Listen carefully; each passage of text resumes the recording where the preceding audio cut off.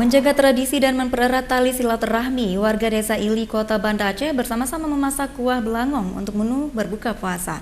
Masak besar ini juga dalam rangka memperingati Nuzulul Quran.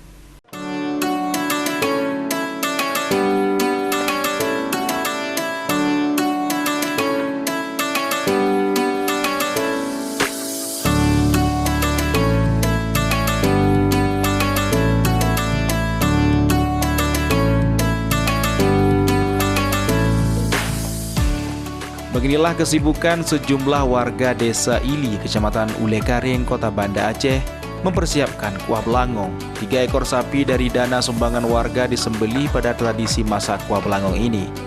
Daging sapi segar yang telah dipotong berukuran kecil dimasak ke dalam 12 wajan jumbo dengan menggunakan bumbu khas Aceh dari rempah-rempah alami. Daging ini dicampur dengan rempah-rempah tradisional yang membuat daging kian lezat.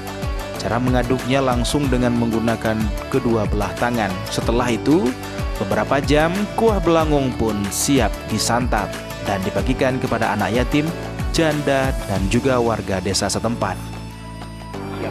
Memang ada orang Aceh.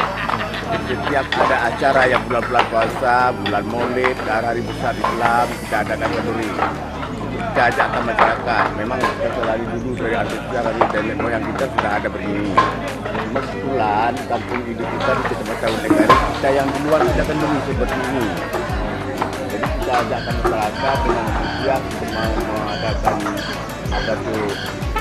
kayak arisan, bukan mengadakan marbat, kita akan adakan kenduri.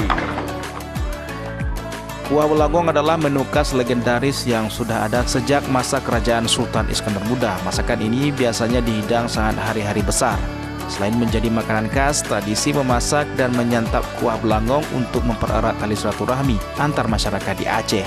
Dengan berkumpul bersama dan makan bersama, silaturahmi tetap terus terjaga. Dari Banda Aceh, tim liputan Aing News melaporkan.